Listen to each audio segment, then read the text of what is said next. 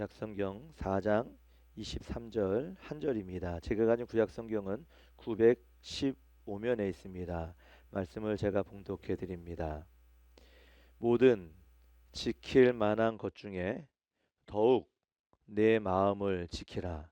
생명의 근원이 이에서 남이니라. 아멘. 한 주간 잘 보내시고 계십니까? 오늘도 주의 전을 찾는 여러분들 주의 이름으로 환영하고, 오늘도 이 예배를 통해서 하나님께서 주시는 은혜와 평강이 여러분들 개인과 가정과 여러분의 삶 가운데 가득 넘치길 간절히 원합니다. 벌써 3월 가운데 첫 주가 지나고 3월을 통해서 여러분들 지혜 주제로 여러분들과 말씀을 나누고 있습니다. 지난 한 주간에는 그 지혜의 주제를 놓고 기초에 관한 말씀, 즉 어떠한 정의와 출발에 대한 그러한 관련된 말씀을 드렸습니다. 오늘 이번 주간에는 똑같은 주제지만 그 지혜의 태도에 대해서, 마음과 어떠한 성품에 대해서 이번 주간에는 계속 그 지혜에 대한 말씀을 여러분들과 나누려고 합니다.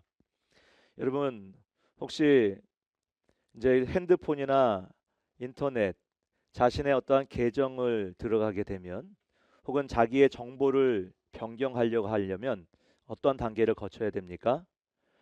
먼저 그 내 정보를 변경하거나 어떠한 은행에서도 중요한 어떠한 계좌이체를 하게 되면 분명히 비밀번호를 눌러야 됩니다.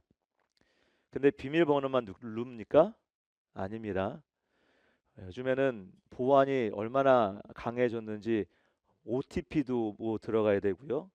혹은 인터넷 네이버나 다음이나 이 카카오톡도 그렇거니와 이중 단계인가요? 네. 그 단계까지 거쳐서 핸드폰을 풀어야 그 인터넷에 나의 계정, 나의 로그인이 되는 거죠.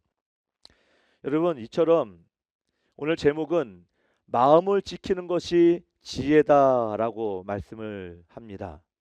그래서 우리의 어떠한 이 마음의 영적인 그 마음이 가장 로그인할 수 있는 중요한 그 단어가 마음이다라는 겁니다. 이 마음을 통해서 우리의 모든 영적인 것을 들어갈 수가 있는 것이죠. 어느 심리학자가 이런 말을 했습니다. 사람의 인생은 사건이 아니라 해석이다라고요. 해석이 중요하다라고 그렇게 얘기합니다. 무슨 말이냐? 같은 일을 겪어도 어떤 사람은 그 상황을 놓고 좌절하고 넘어지고 못 일어납니다.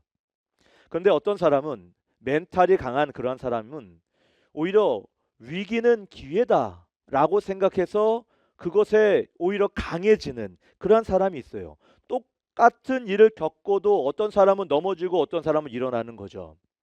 왜 그럴까요? 그건 다른 것이 아닙니다. 바로 이 마음에서 얼마나 내가 하나님을 향하 있고, 내가 얼마나 어떠한 이런 마음에서 일어날 수 있는지, 이 중심에서 나오는 것이죠. 여러분, 우리의 인생은 여러분 선택의 결과입니다. 그래서 여러분, 이 인생의 선택의 결과에서 처음 시작이 무엇이냐? 마음에서 시작되는 겁니다. 마음에서 시작되면, 그리고 생각이 들면, 그리고 우리가 선택을 하게 되고, 그 선택을 하게 되면 우리의 행동과 태도, 인생이 결정되는 겁니다. 오늘 마음을 지키는 것이 지혜다라고 했을 때, 오늘 이 문장만 여러분들이 잘 생각하면 오늘 설교는 끝입니다. 마음에서 시작되고, 생각하게 되고, 선택하게 되며, 또한 그것이 내 인생이 되는 것입니다. 그래서 잠언의 말씀은 우리에게 아주 강하게 말씀하시죠. 모든 지킬 만한 것보다 더욱 내 마음을 지켜라 라고 말씀합니다. 즉, 하나님은 우리에게 지키라라고 하는 것들은 많이 있습니다. 물론 우리가 재산도, 건강도, 우리의 가정이나 명예도 지켜야 되지만, 그 무엇보다 어떤 것을 지켜야 되느냐? 마음을 지켜야 된다라고 우리에게 말씀하시는 겁니다. 왜냐하면 생명의 근원이 이에서 남이니라. 생명의 근원이 여기서 나기 때문에 그렇습니다. 그래서 오늘 제목이 바로 마음을 지키는 것이 지혜다라고 말씀을 드리는 것이고요. 두 가지만 생각해 보면 첫 번째는 지혜는 마음 관리다라는 것이고, 두 번째는 지혜는 내면에서 시작된다라는 것을 기억하시기 바랍니다. 첫 번째는 지혜는 마음의 관리다라고 말씀을 드렸습니다. 여러분, 사람들은 지혜다라고 생각하면 그 지혜를 어떻게 밖으로 표출합니까? 뭐 똑똑하다, 머리가 좋다, 쟤는 좀 비범하다, 뭐 이렇게 우리가 지혜 있는 사람들을 지칭하곤 합니다. 그런데 여러분, 성경은 그렇게 말하지 않습니다. 성경은 지혜는 지식이 아니라 마음의 방향이다라고 우리에게 말씀하는 거예요. 예를 들면 어떠한 사람이 그 마음의 분노를 품었다라고 생각해 봅시다. 그러면 그 마음의 분노가 안에 있으면 바로 우리의 생각이 어떻겠습니까? 거칠어지죠. 우리의 생각이 거칠어지면 말이 어떻게 나올까요? 공격적으로 나오게 됩니다. 그러면 공격적인 그 말에 상대방이 기분 좋아할 사람 누가 있습니까? 아무도 없어요. 그럼 관계가 좋아질래야 좋아질 수가 없는 겁니다. 반대로 마음에 감사가 있어요. 기쁨이 있어요. 그러면 우리의 생각이 맑아지는 거예요. 그리고 깨끗해지는 거죠. 그럼 밖으로 말하는 그 말조차도 부드럽게 나가는 겁니다. 설령 상대방이 나에게 공격적인 어떠한 그 말을 한다 할지라도 내 마음에 감사가 있으면 생각이 맑아지고 내 말이 부드럽게 나갈 수밖에 없는 거죠. 그러면 웃는 얼굴에 침 뱉겠습니까? 못해요. 그러면 공격하다가도 그 사람이 공격을 멈출 수밖에 없는 겁니다. 그럼 관계가 나빠지는 게 아니라 좋아질 수밖에 없는 거죠. 여러분, 성경은 우리에게 이렇게 말씀합니다. 인생은 어느 날 갑자기 무너지는 게 아니다. 인생은 마음에서부터 시작되기 때문에 그 마음에서부터 잘못되면 무너지게 돼 있는 겁니다. 예수님도 마가복음 7장 21절에 이렇게 말씀합니다. 같이 한번 읽어보겠습니다. 시작. 속에서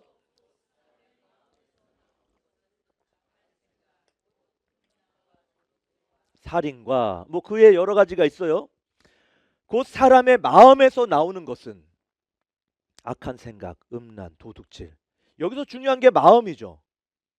이 마음에서 뭐 음란, 도둑질 뿐만 아니라 범죄, 뭐 여러 가지의 그 관련된 것들이 이 마음에서 나오는 겁니다. 실패도 그렇거니와 인생의 무너짐도 바로 이 마음에서 나오는 거죠.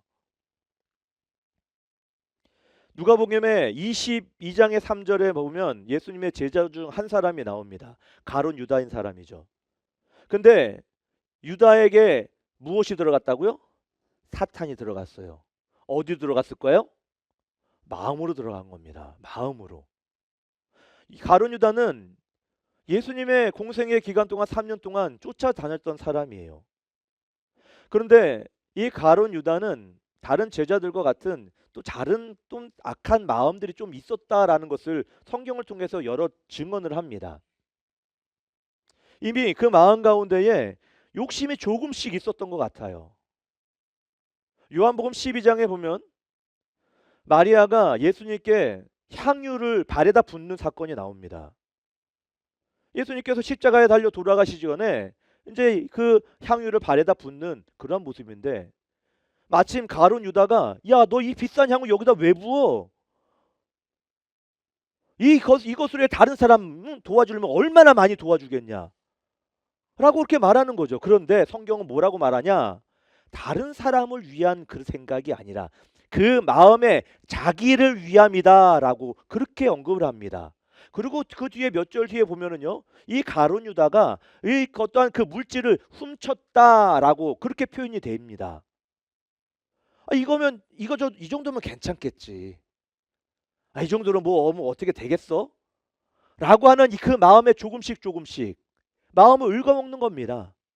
결국 예수님을 은 30에 팔아 먹는 그러한 사람이 이 가룟 유다고 결국 본인도 그 마음에 어쩔 줄 몰라 결국 죽게 되지 않습니까? 이렇게 마음을 관리하지 않으면 인생이 무너지는 그 상황까지 간다라는 것을 아셔야 됩니다. 우리가 잘 알고 있는 대표적인 한 사람, 다윗이란 사람은 마음이 한때 무너졌지만 다시 일으킨 사람이었죠. 대표적인 사건으로 무엇입니까? 밧세바 사건이 있습니다. 여러분, 사람들이 성경을 보면 이 다윗이란 사람이 어느 날 갑자기 그 밧세바의 어떠한 사건에 휘말렸다라고 생각되어질 수도 있습니다. 그러나 이 다윗조차도 처음부터 갑자기 이렇게 마음이 무너진 게 아닙니다. 어느 날 그 밧세바를 눈으로 본 겁니다. 눈으로 보면서 그 눈이 흔들린 거예요. 마음이 흔들렸어요. 그리고 생각이 거기에 머물게 되는 것이죠. 더 나아가서 마음에 욕망이 생겼습니다. 욕정이 생겼습니다. 그런 행동이 어떻게 됩니까? 밧세바 데려와. 우리야 저쪽으로 내보내. 라고 해서 하나님께서 명하신 그 계명을 몇 가지를 어깁니까? 결국 나단 선지자가 너 잘못했다. 손가락질하면서 너 이렇게 잘못했다라고 얘기하니까 바로 그때서야 회개하고 돌아온 다윗에게 결국 하나님의 마음에 합한 자다라고 얘기하는 것은 돌이켰기 때문에 180도 돌이켰기 때문에 하나님께서 다윗에게 그렇게 말씀한 거죠. 여러분, 하나님은 마음을 지켜라라고 하는 것은 이 마음의 관리가 지혜이기 때문에 우리에게 계속 강력하게 말씀하는 겁니다. 지혜로운 사람은 똑똑한 사람, 머리가 좋은 사람이 아닙니다. 지혜로운 사람은 마음을 관리할 줄 아는 사람이에요. 그래서 이 마음을 지키지 못하면 관계가 무너지고 믿음이 힘들어지고 그리고 인생이 무너지지만, 그러나 이 마음을 관리하게 되면 우리는 무너지지 않을 수 있는 겁니다.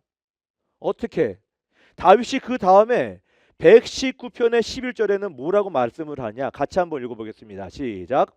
내가 주께 범죄하지 아니하려 하여 주의 말씀을 내 마음에 두었나이다. 어디에 두었다고요? 마음에 두었다고요. 무엇을? 말씀을 내 마음에 두었다라는 겁니다. 말씀을. 여러분, 다윗은 이 말씀을 왜 마음에 두었다라고 했겠습니까? 바로 어떤 세상의 죄를 피하기 위해서 그런 겁니다. 말씀은 마음의 면역력과도 같은 거예요. 우리의 몸에도 면역력이라는 게 있잖아요.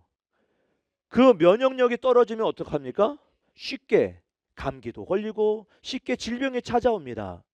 그래서 뭔가 몸이 찌뿌둥하다 그러면 어떤 사람들은 병원에 가서 면역력 체크를 해요. 면역력이 낮으면 뭐 수액도 맞고 링거도 맞고 영양제를 보충하면서 그 면역력을 끌어올리죠. 이처럼 우리에게 마음에도 이 면역력이 필요한 거예요. 그 마음의 면역력의 역할을 하는 게 바로 말씀을 마음에 두는 것, 그것입니다. 여러분, 성경 읽기는 어떤 종교적인 그런 행위가 아닙니다. 이것은 내 마음에 말씀을 두게 해서 그 면역력이 생기게 해서 세상 가운데에 넘어지지 않고 쓰러지지 않고 하나님께 온전히 마음의 방향을 가게 하는 것, 이것이 지혜라는 겁니다. 이 지혜가 여러분 가운데 있길 간절히 소원합니다. 두 번째로, 지혜는 내면에서 시작된다라는 겁니다. 내면에서. 오늘 잠언 4장 23절 우리가 읽었습니다만, 생명의 근원이 이에서 남이라 라고 마지막에 말씀합니다. 생명의 근원이. 제가 지난주 금요일 날에도 근원에 대해서, 근본에 대해서 제가 말씀을 드렸었죠. 시작, 출발점이라고 그랬습니다. 그런데 근본보다 근원이라고 했을 때 여기는 어떠한 샘을 가리치는 그러한 뜻이 있어요. 그렇기 때문에 이 말씀은 인생의 마음이라는 샘에서 흘러나오는 강물과도 같은 거예요. 예수님은 이렇게 말씀하셨습니다. 마음이 청결한 자는 복이 있나니 라고 그렇게 말씀했어요. 5대 그 복에 대해서 말씀하실 때에. 여러분, 왜냐하면 마음이 깨끗하면 말이 깨끗해질 수밖에 없고요. 그 말이 깨끗해지면 관계가 좋아질 수밖에 없는 겁니다. 더 나아가서 우리의 인생이 좋아질 수밖에 없는 겁니다. 요즘 많은 사람들이 우리의 인생이 힘들다, 어렵다라고들 이야기합니다. 뭐 생각이 멈추질 않는다, 불안하다라고 이야기를 하죠.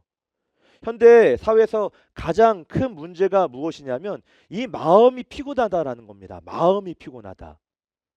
뭐 SNS에 보면 여러 글들이 나오죠. 뭐 좋다, 괜찮다, 뭐 여러 가지 글들이 나오지만 그러나 그 글을 보면서 우리는 비교하게 되는 거예요. 아, 쟤는 저런데 나는 왜 그럴까? 경제적인 압박이 우리를 얼마나 힘들게 합니까? 물질적인 그런 힘듦이 얼마나 있습니까? 우리 가운데. 뿐만 아니라 미래의 불안함. 그래서 사람들이 겉으로 있을지 몰라도 그 마음으로는 지치고 힘들어하는 그러한 사람들이 너무나도 많이 있습니다. 하나님은 그래서 우리에게 말씀하시는 것이죠. 내 마음을 지켜라. 내 마음을. 왜냐하면 마음이 무너지면 인생이 무너지기 때문에 그렇습니다. 창세기 39장에 보면은 아예 애초부터 싹을 잘라내서 마음을 지킨 사람 한 사람이 있습니다. 그 사람이 누구냐? 바로 요셉이란 사람입니다. 요셉은요, 그 청소년 시기의 환경이 그렇게 좋지 않았습니다. 형들에게 버림받고 이렇게 쫓겨난 그런 상황이라면 에이, 이제 내가 내 맘대로 살아야지. 야, 믿을 사람 세상에 아무도 없네. 가족도 이렇게 나를 배신하는데 내가 누구를 믿고 살겠어 하면서 떵떵거리며 세상 가운데 뭐 이런 여러 가지 공격적인 생각을 갖고 살 수도 있는 것 아닙니까? 근데 요셉은 아니에요. 요셉은 보디발의 아내가 왔을 때에 옷을 잡고 늘어지는 그런 상황 속에서도 옷을 다 내팽개치고 그리고 도망했던 사람이 요셉이었습니다. 그러면서 나중에 요셉이 하는 말이 무엇이냐? 내가 어찌 이 큰 악을 행하여 하나님께 죄를 범하리오라고 말했던 사람이 요셉입니다. 내가 어찌 이 큰 악을 행하여 하나님께 죄를 짓느냐라고 하는 것은 죄를 짓지 않겠다라는 것 아닙니까? 그 마음 가운데는 이미 내가 죄를 짓지 않겠다라는 마음이 이 안에 있던 거고, 그리고 그곳에서 아예 떨어져 나간 겁니다. 나중에 형들이 왔을 때에 하나님께서 선으로 바꾸셔서 나를 여기까지 인도하셨다라고 얘기를 하죠. 그 청소년 시기에 그 어려운 과정 가운데 있었던 그 요셉이 여러분 부정적인 생각을 가질 수도 있었지만 요셉은 마음을 처음부터 잘 관리해서 마지막까지 하나님께서 사용하시는 사람이 요셉이었다라는 겁니다. 여러분 어떻게 마음을 지켜나가겠습니까? 어떤 방법으로? 여러분 내가 마음을 지키겠다라고 하면 스스로 마음이 잘 지켜지겠습니까? 그러나 여러분 걱정하지 마십시오. 마음은 나 혼자만 지키는 것이 아닙니다. 마음은 누가 지켜주십니까? 하나님께서 지켜주시죠. 우리 하나님, 우리의 마음을 혼자 지키는 것이 아니라 하나님께서 도와주신다라고 에스겔 36장 26절에 분명히 말씀합니다. 같이 한번 읽어보겠습니다. 시작. 또 새 영을 너희 속에 두고 새 마음을 너희에게 주되 너희 육신에서 굳은 마음을 제하고 부드러운 마음을 줄 것이며. 할렐루야. 여러분 새 마음을 누가 주신다는 겁니까? 하나님께서 주신다라는 겁니다. 하나님께서. 내가 새 마음을 먹어야지, 내가 새 영을 내가 갖춰야지 라고 해서 되는 게 아니라 하나님께서 주시는 것이다라는 것을 기억하시기 바랍니다. 그런데 이 새 영과 새 마음은 우리가 세상 가운데에 일하고 있을 때에 세상 가운데 사람들과 막 재미나게 이야기할 때에 하나님께서 새 영을 부어주시고 새 마음을 부어주실까요? 아니죠. 이 새 영과 새 마음은 하나님의 마음의 방향을 맞춰 놓은 사람에게 주는 것입니다. 하나님께 마음을 맞추는 사람은 하나님께 나와 예배드리는 사람이죠. 하나님께 기도하고 무릎 꿇고 하나님 앞에 나와 찬양과 경배를 드리는 사람이 바로 하나님의 마음의 방향을 맞추는 사람인 것입니다. 그렇기 때문에 내게 새 영을 부어주신 하나님, 새 마음을 부어주신 하나님을 내가 경험하려면 내가 안 좋은 상황, 고통 가운데 힘든 상황 가운데도 주님 앞에 나와야 되는 겁니다. 그래야 내 새 영을 부어주시는 거예요. 우리가 잘 알고 있는 신약의 거장 베드로라는 사람이 있습니다. 예수님 3번씩이나 부인했죠. 부인하고 예수님께서 돌아가신 다음에 그는 두려움이 임했습니다. 그리고 마음 가운데 예수님을 향한 그 마음이 조금 이제 좀 내려앉죠. 오히려 예수님의 복음을 증거해야 될 사람이 어디로 또 갑니까? 바다로 고기 잡으러 다시 나가요. 그러자 예수님께서 베드로에게 다시 찾아왔어요. 부활하셔서 찾아오셨단 말이에요. 그 부활하신 예수님을 만나고 베드로가 이제 어떻게 됩니까? 변하잖아요. 왜 변했습니까? 예수님께 찾아오셔서 베드로의 마음이 변한 겁니다. 그 두려웠던 마음이, 그리고 주저했던 그 마음이 180도 변화되어서 이제 두려워하는 마음이 아니라 무엇이든지 하나님의 말씀을 증거하는 그러한 복음을 전하는 사람이 된 것이죠. 왜? 마음이 바뀌었기 때문에. 왜? 새 영을 주셨기 때문에. 새 마음을 주셨기 때문에 베드로의 마음이 변할 수밖에 없는 겁니다. 결론적으로 말씀을 드립니다. 여러분, 우리는 어떻게 마음을 지키겠습니까? 세 가지만 말씀을 드리면, 먼저 첫 번째는 말씀으로 마음을 채우시기 바랍니다. 아까 말씀을 드렸습니다. 마음에도 면역력이 필요하다라고요. 말씀이 마음에 들어와야 우리의 면역력, 그 마음의 면역력이 생기는 겁니다. 마음을 지켜야 되기 때문에. 그리고 두 번째는 기도로 마음을 하나님께 맡기기 바랍니다. 기도로. 왜냐하면 기도는 내 마음의 짐을 누구한테 드리는 겁니까? 하나님께 드리는 거기 때문에. 그리고 좋은 생각을 늘 선택하시기 바랍니다. 좋은 생각. 생각은 선택할 수 있어요. 그래서 사도 바울이 뭐라고 얘기하냐면 무엇이든지 참되며 경건하며 칭찬받을 만한 것을 생각하라. 생각하라. 생각하라는 것은 선택하라는 겁니다. 좋은 생각을 선택하라는 겁니다. 여러분, 우리의 삶은 계속 이렇게 올라가는 삶이 아닙니다. 우리는 떨어졌다가도 올라가고 굴곡이 있는 거예요. 그러한 굴곡 가운데 우리의 인생이 다시 한번 하나님의 새 영을 받고 새 마음을 우리가 얻고 싶다면 내 환경과 상황을 먼저 바꾸려 하지 마십시오. 먼저 내 마음을, 내가 하나님 마음 가운데 황해 있는지 정해져 있는지 그것을 먼저 바꾸십시오. 왜냐하면 아까 처음에 파란 글씨 화살표 봤죠.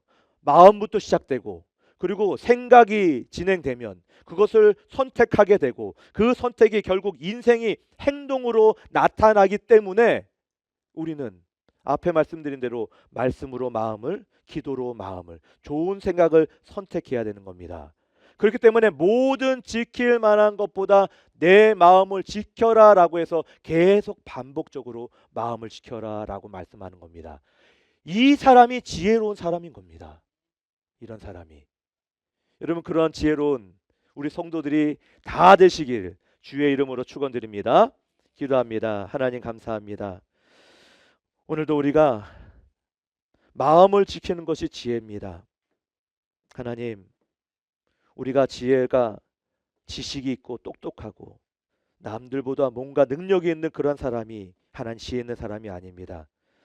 지혜는 마음의 방향을 하나님께 맞추는 것입니다. 오늘 우리의 마음을 지키기 위해서 말씀으로 마음을 채우게 하여 주옵소서. 기도로 마음을 하나님께 맡기게 하여 주옵소서.